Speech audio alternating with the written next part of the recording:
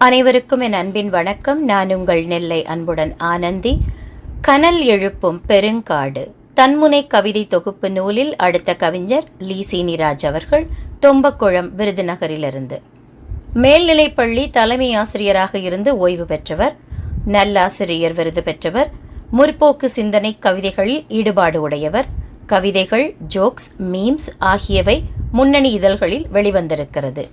இவருடைய கவிதையிலிருந்து ஒன்று உங்களுக்காக.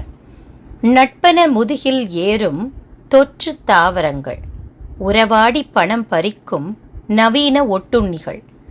மிகச்சிறப்பான ஒரு உள்ளார்த்தம் பொதிந்த கவிதை.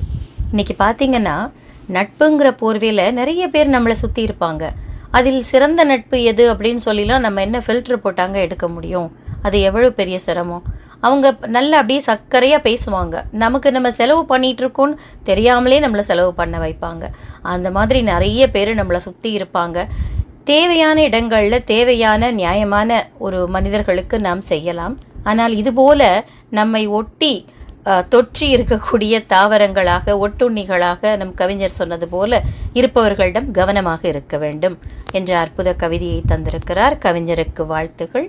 அடுத்த கவிதையில் மீண்டும் சந்திப்போம். நன்றி.